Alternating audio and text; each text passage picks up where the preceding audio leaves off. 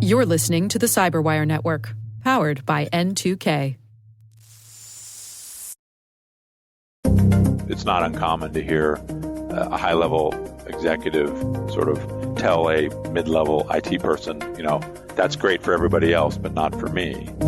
Hello, everyone, and welcome to the Cyberwire's Hacking Humans podcast, where each week we look behind the social engineering scams, phishing schemes, and criminal exploits that are making headlines and taking a heavy toll on organizations around the world. I'm Dave Bittner from the Cyberwire, and joining me is Joe Carrigan from the Johns Hopkins University Information Security Institute. Hello there, Joe. Hi, Dave. Later in the show, Carol Theriault returns, and she speaks with Matthew Gartner from Mimecast about some of the threats that they've been seeing.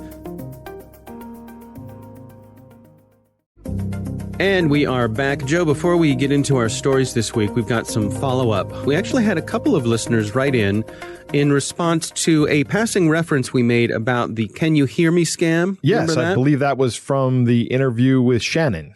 Yeah. Right. Yeah. And so for those who aren't familiar with it, the Can You Hear Me scam is where someone calls you and they say, "Can you hear me?"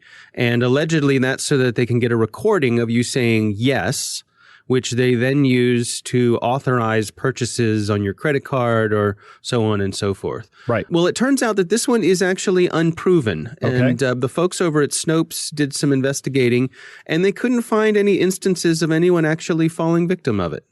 But they also said that in order to use this whole yes thing, that they would already have to have lots of information about you anyway. And that's good because there's not a lot of information about people out on the web, right, Dave? Well, yeah, but the point is that, banks and so forth, they Right. don't keep a database of what your voice sounds like. So if they were looking for some sort of authorization just based on the word yes, well, the scammers could just say yes. And Right. So I see the point. Yeah. So thanks everybody for writing in about that. Keep us straight if we inadvertently pass along something that needs some attention. Thanks for writing in and keeping us honest here. So my story this week, this was sent in by one of our listeners. This is someone named Nevin. He sent it in via Twitter, and he keeps getting offers of free Bitcoin from Elon Musk. Now, we've spoken about offers like this, I believe, previously from the Pope. This is a straightforward kind of scam where someone claims to be someone famous and they offer up all sorts of riches. But first, you have to send them a few bucks to show your good faith. Right. And of course, then you never get the money promised to you. So this one reads, this is from Elon Musk, and there's a nice little picture of him there. And it says, "I'm giving 10,000 Bitcoin to all community. I left the post of director at Tesla. Thank you all for your support. I decided to make the biggest crypto giveaway in the world for all my readers who use Bitcoin." And then it has a link, and basically it says that to verify your address, you have to send from 0.5 to 5 Bitcoin to the address below, and you'll get from 5 to 50 Bitcoin back. That's big money. 0.5 Bitcoin is what? $3,500 right now, right? Something like that. Yeah. That's all you need to do. Send 0.5 Bitcoin. Right. So the thing about this is the Twitter account being used has a verified check mark next to it. And what these crooks are doing is they're finding Twitter accounts that have credentials, or they find ones that aren't being used. Somehow they get control of them, even though it's been verified. And then they change the username to Elon Musk, but the Twitter account name doesn't change. Yeah, the Twitter handle stays the same. Right. And this has nothing to do with Elon Musk, the Twitter handle. Right. And then they promote the tweet. So they're actually putting in some money to put this scam out here.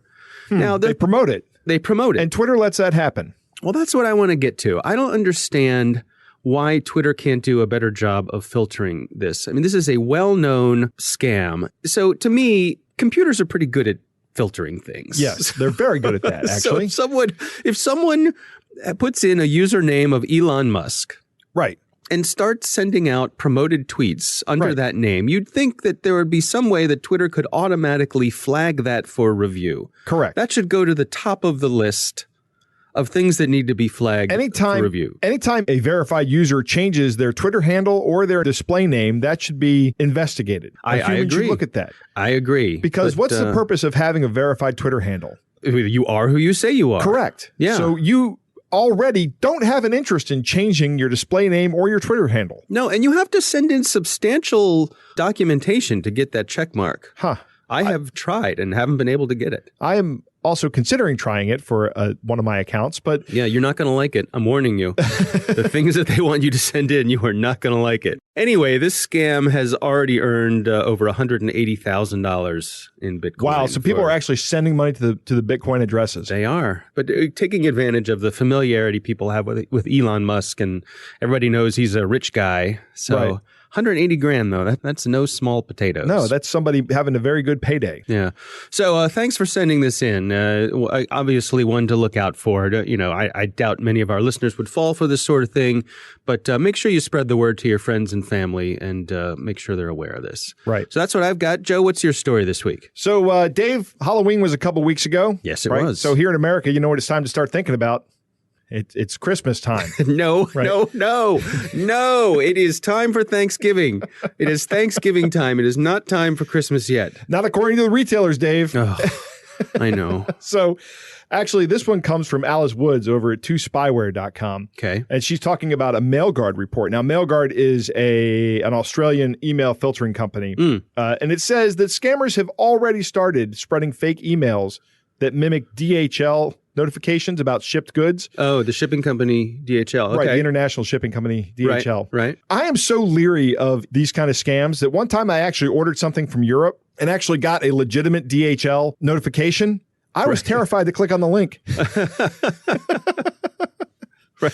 And when I got home, my package of stuff was there, and I was like, oh, that must have been real. But I didn't click on the link. The scam was noticed towards the end of December when Australians' email inboxes were flooded with messages containing tracking numbers or various links and attachments and suggestions that users look at their tracking numbers on websites and other things. The subject line of these emails read DHL shipments AWB and contained a number, of course, that looked just like a tracking number. Right. It's fake. They also provided in this fake email some links where the alleged tracking information could be viewed. And when the user clicks on the provided link, the traffic is directed to a page that suggests people enter their email address or other information. Of course, the scam is to collect users' information. So here's the interesting part about this. The sender is actually a DHL email address that looks like it's been compromised. Really? Right. So they got some business email compromise going on in here. I would like to think, although I don't know, that MailGuard notified DHL of this vulnerability and that DHL has fixed it. But I don't have that information. But I'm going to assume that MailGuard is an ethical company and that they've done this and that DHL is taking care of their customers. So actually coming from a legitimate... Right. From inside the house, from inside DHL. Exactly. So they've gotten hold of they've done some business email compromise, and they've used that email address to send out a bunch of these messages that link to malicious sites and to harvest people's credentials. Right. Now there's all kinds of things that you can do with these kind of emails. You can send them to a site that just collects their DHL login credentials. Now, that might not seem like a big deal. So what? Somebody gets my DHL tracking email. Well, what if you reuse the password, Dave? Like I always tell you not to do. Right. But and that's also your email address and your password to your PayPal account. Well, that's a problem. That's really the goal of these credential harvesting things. Yeah. Is to not just compromise the one site, but then to move on to other sites that might have potential value. Yeah. And maybe even sell those credentials. Oh, absolutely. These credentials have value on the black market. Yeah. Well, so how do you look out for this? I mean, you got a legit DHL email. Do you do like you did and just never trust anybody? That's what you do, Dave. I see. You've got to make sure you're going to the right website and not just making sure that the website is secure in terms of TLS, because it's easy to obtain a TLS certificate and the website will look like it's secure even though it's not a bona fide website. So you got to watch the domain, watch the certificate, see who it is certifying. Make sure that it's DHL, particularly with DHL. Because they are such a large international shipper, they're going to be a big target for this kind of thing. So take the extra steps and just make sure if it's any shipping company sending you information, verify that you're on the right address, hover over the link to see where it's taking you. Mm-hmm. What I do, and this is me being uber paranoid, Dave. You? Yeah. I will right click on the link, copy link location, and paste it into a text editor and read it.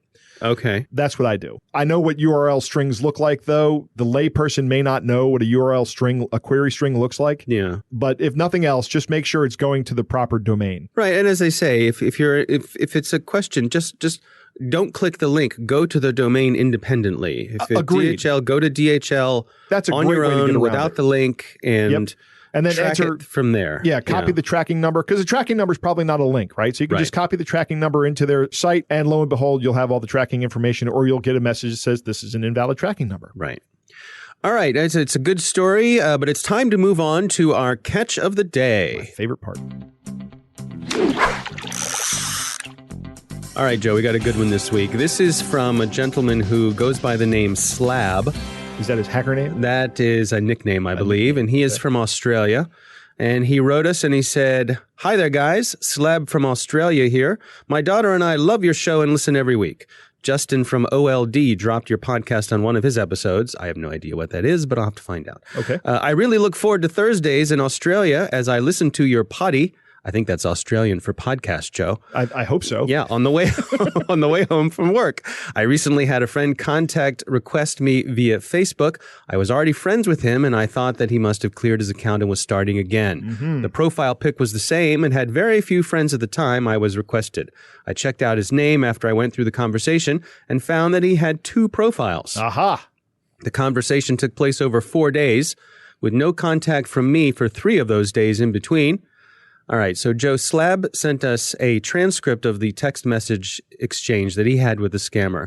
And I thought it'd be fun for you and I to read through them, but read through them using ridiculous Australian accents. Oh, my Australian accent's terrible. This is going to be hilarious. Good. All right, I will begin.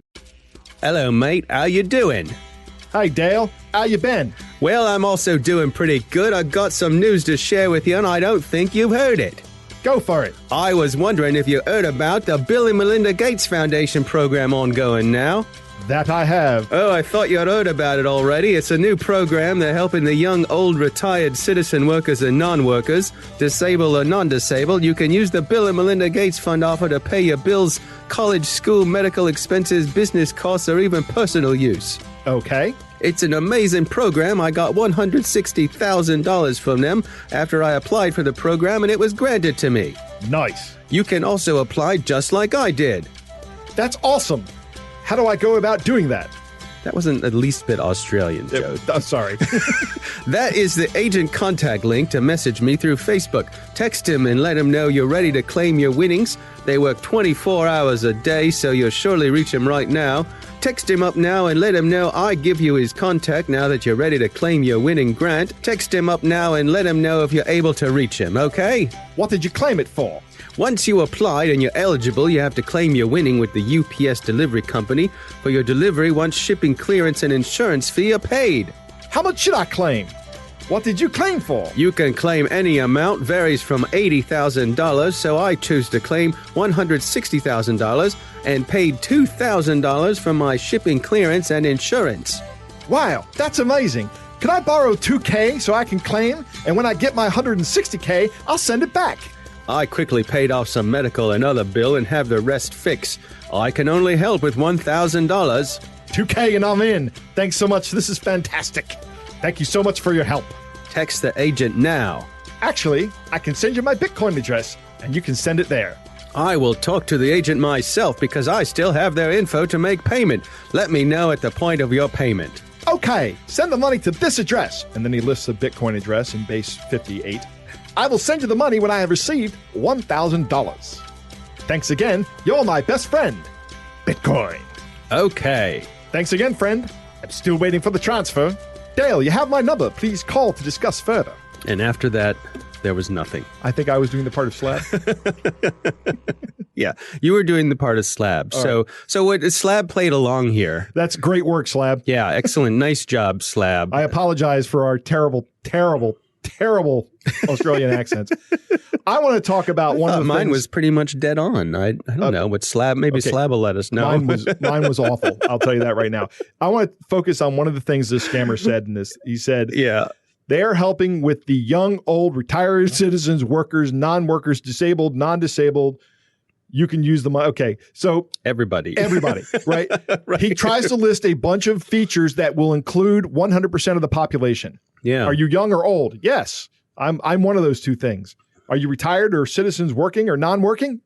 Yeah. I have to be one of those three things. Yeah, well, brilliant on Slab's part to try to get this guy on the hook for $2,000, whatever. Way to turn it around. Right. So nice to have some fun with him there. And, Absolutely. And Good thanks work. for being a good sport as we had fun with your nationality. And thanks to you and your daughter for listening. I hope that you continue to listen despite our terrible That's right. I hope everybody had a good laugh. All right. Well, thanks, Slab from Australia. That is our catch of the day. Coming up next, we've got Carol Theriault with her interview with Matt Gartner from Mimecast. And we are back. Joe, it's great to have our UK correspondent Carol Theriault join us once again. This week, she's got a conversation with Matthew Gartner from Mimecast. Let's have a listen. Well, Dave, Mimecast released a report called The State of Email Security. Inside this report, there were loads of juicy insights on how organizations cope with this onslaught of threats.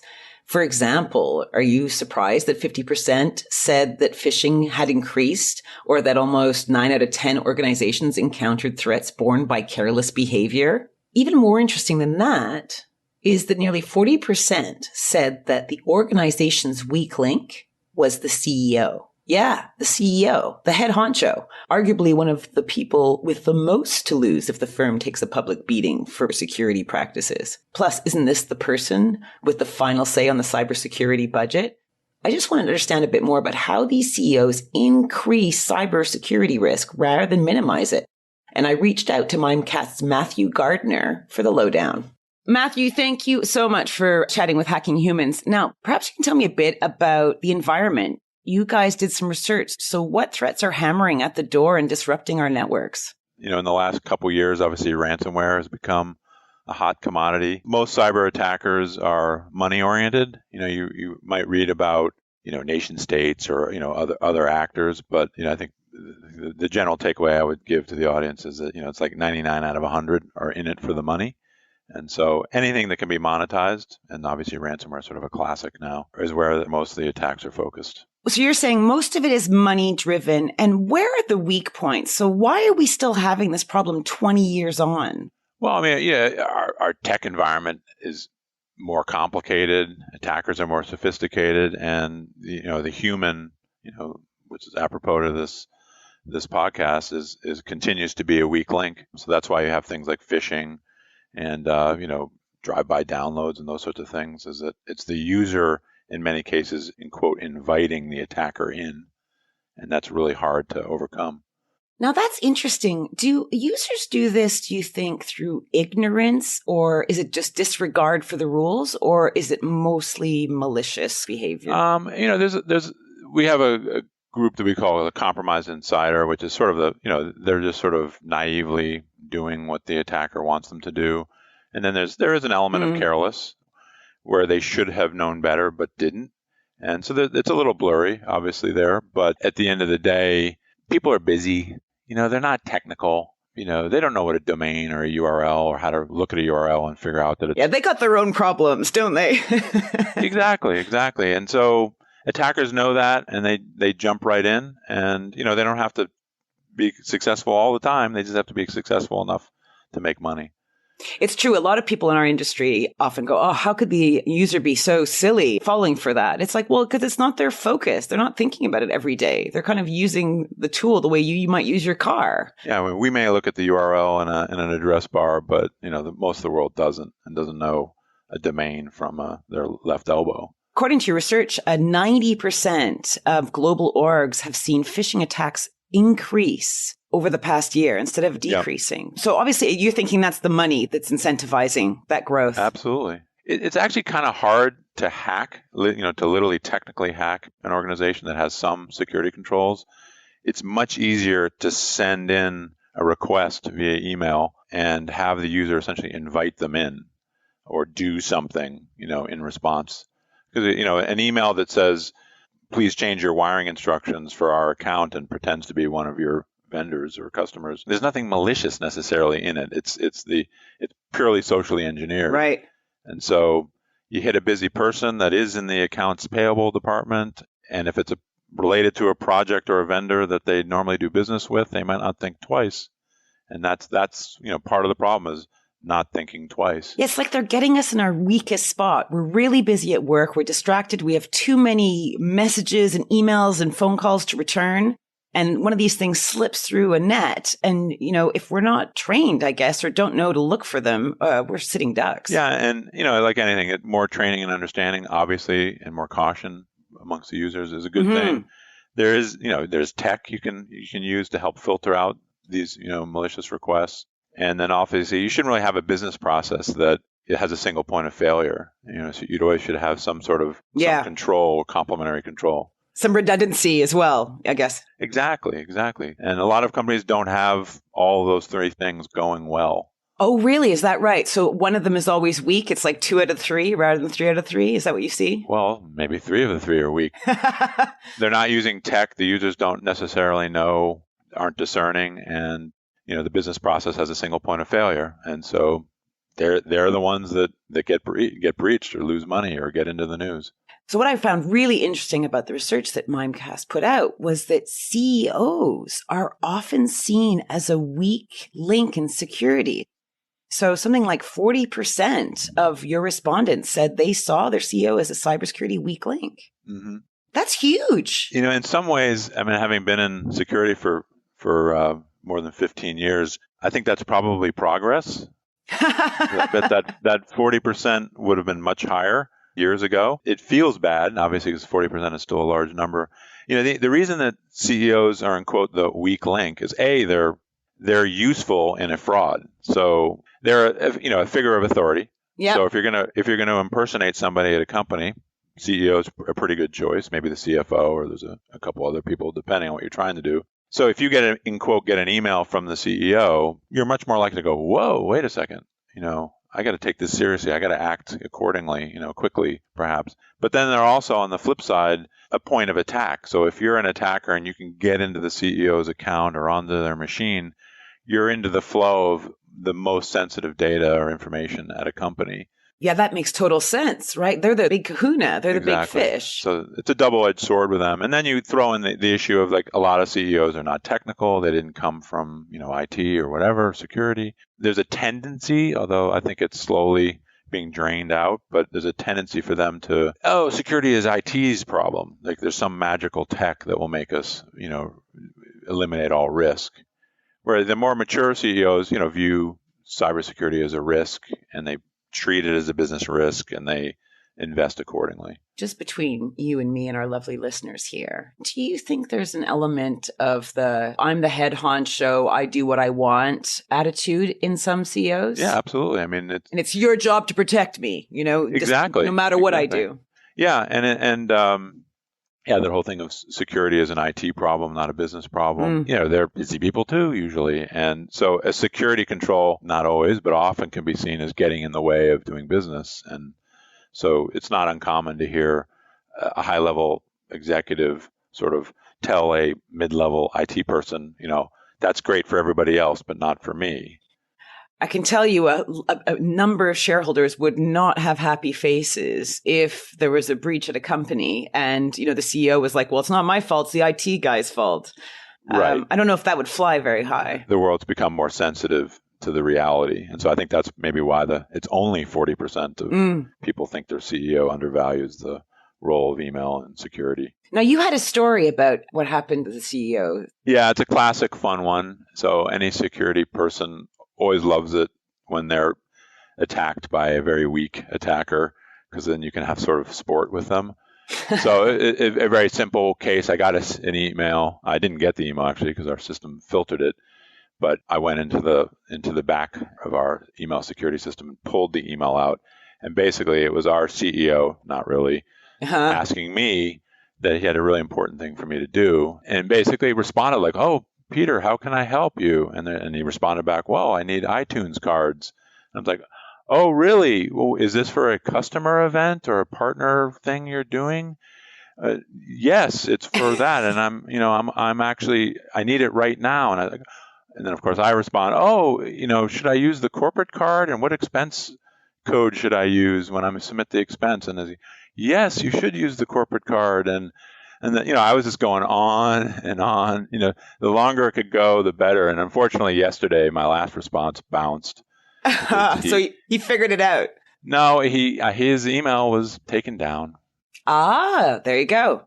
So it's just, that happens. It's obviously a completely obvious attack. I mean, if we didn't have an email security system, I wouldn't have fallen for it anyway. But, you make that a little more sophisticated and you hide, instead of just doing display name, which is all he did, he just made his display name Peter Bauer.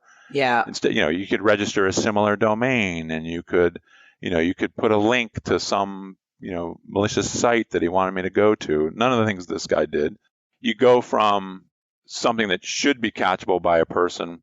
There, at the other end of the spectrum, there are malicious attacks that essentially have no chance to be detected by an average user, but have a chance to be detected by tech. So when a malicious attack is targeting a C-level or a CEO person, I guess they obviously tailor their message appropriately. So would talk maybe about investments or share opportunities or new board members or something like that. Or we met at this event and, you presented at this thing. And, literally it could be completely legit. Someone could have been reaching out and, they take advantage of all that information. Now, what advice do you have for the C-suite? So I'm going to guess that most CEOs won't really be thinking about the fact that they're actually increasing, dramatically, I bet in some cases, the risk or the exposure to risk that a company is facing. What kind of things would you say watch out for? Well, I hope they take a risk-based approach, first of all. It's IT's job to protect us. It's like anything in business there's risk to doing business on the internet, of course. So you have to sort of weigh those out. And then also realize that there's information, data, systems, and people that are more attractive than others to certain attackers. And so one of the things you should do is your executives are generally more public, easy to find out where they are, what they do, where they went to school, all that kind of stuff, which is actually possible for pretty much anybody, but it's even easier with them, is you should put, more monitoring and controls around the executives in particular, be a little bit more protective of them. There's a number of other things, but that's sort of a starter for you. And I guess from the IT standpoint, having to deal with the CEO being a bit flagrant with security must be really frustrating. So I'm wondering, I guess you'd have to sort of impose controls like multi-factor authentication or different ways to kind of have tech in place to just have a tertiary hurdle for the bad guys to get over. Yeah, absolutely. You want technical controls. You want, awareness training that everyone would take, including the C-level folks, and you want, the classic triumvirate, the business process to be no single point of failure. But on your point of the CEO, a good CEO would say, I'm like everybody else. I should be beholden to the security controls that everybody else is, and probably even some more, but at least what everybody else is. Right. But it is, if you've been a low-level, mid-level IT or security person and your CEO is like, I need blah. Yeah. You're lower down in the organization. It's hard to push back. So, which is why you sort of need the board of directors, who of course the CEO works for, to have a kind of a security or risk management function on it, and that have, cybersecurity controls be part of the risk management that they perform. And thus it's sort of the tone at the top. The CEO is responsible for everyone below and sets the tone at the top. And also should have the same rules or even tighter ones, actually, than as everybody else. And then it becomes the cultural change, the acceptance of these controls, will go up. But it's not easy if you have somebody in that 40% that, doesn't value security as much as they should.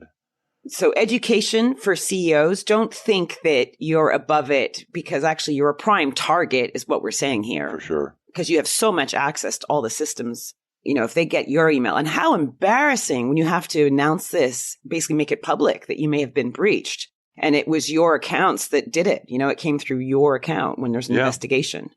Yep, for sure. Thank you so much, Matthew. This has been really enlightening. My pleasure. And I hope that there are CEOs out there who are listening to this who are thinking, maybe I should take heed. The understanding and awareness is much higher than it's ever been. But it's still complex. And that's, sort of the frustrating part of security. There is no absolute answer. You just got to improve in all the three areas, the tech, the people, and the business processes, and make it all risk-based. This was Carol Theriault for the CyberWire's Hacking Humans. Joe, what do you think? I think that was an excellent interview. Yeah. Matthew said something that resonated with me because I mentioned this earlier on in the podcast today, that many people may not know what a domain is and how to verify a domain. Right. So next week, I think I'm going to talk about that, how to make sure that a link in an email is a valid link. Yeah. Or a legitimate link. Right. Some of the things to look out for. Correct. Yeah. So I really like his discussion on why CEOs are the weakest link, or why 40% of people say they are. They are a person in authority. If I can compromise the CEO of a company, then I have the keys to the kingdom. Right. That's great. So, I mean, from an attacker perspective, not great from a humanitarian or otherwise perspective. Yeah. But CEOs may not be too technical. Right. That's they true. may come from a business background. These companies that get established by technical people, one of the things that happens when they get venture capital funding is they get removed from the CEO position, and someone who is good at managing a business is put in. Right. So the technical person is no longer the CEO. And that is probably okay, right? But the CEO needs to have some kind of understanding. What really struck me is when Matthew was talking about how many CEOs may think that security is an IT problem and not a business problem. And this reminds me of two separate quotes from Bruce Schneier, world-renowned security expert. Yeah. The first one is, security is a process, not a product. Okay, so there's no product that IT is going to have that's going to secure your business, and any process is going to involve you, the CEO. And the other quote from Bruce Schneier is, if you think technology can solve your security problems, then you don't understand the problems and you don't understand the technology. So CEOs should be aware of that. Yeah. They should absolutely be aware of that. And they should be thinking about, if they have this mindset, then they really need to reevaluate and understand what the risk is and what the problem is. Yeah. It's been my experience too, working with various CEOs, that in a lot of cases, they're kind of coddled. Right. They have people working around them and making, because their time is so valuable that they have people just taking care of all of the little things of the day to day. So that they can use their time, the way that it's best used. But that, and their time is valuable. Yes, that is absolutely true. But right. it can lead to a sort of, I guess, a learned helplessness of a shortcutting of the processes. Right. And like Matthew said, sometimes you have CEOs who say, "I'm not going to do that. I don't have time for that. No, I don't have time for that." You should not be violating the security process. Right. Well, if you don't have time for that, do you have time to stand in front of the press and tell everyone why? Right. All of your users' personal information has been breached, right, because exactly. that's where you could end up. That's what's going to happen next. Yeah. So I have a friend who used to say, when we were working together, he would say that as you move up the corporate structure, your permissions should become more and more restrictive. Unfortunately, that's never what happens, but it is what kind of should happen. Maybe the CEO is too busy to worry about these things. Well, maybe the CEO should have somebody, an assistant, who goes through their email who is astute at these kind of things. Those kind of checks can really go a long way to save the CEO time and to provide protection. Yeah, some real live human filtering. Yeah. Exactly. Thanks to the Johns Hopkins University Information Security Institute for their participation. You can learn more at isi.jhu.edu. The Hacking Humans podcast is proudly produced in Maryland at the startup studios of Data Tribe, where they're co-building the next generation of cybersecurity teams and technologies. Our coordinating producer is Jennifer Iben. Editor is John Petrick. Technical editor is Chris Russell. Executive editor is Peter Kilpie. I'm Dave Bittner. And I'm Joe Kerrigan. Thanks for listening.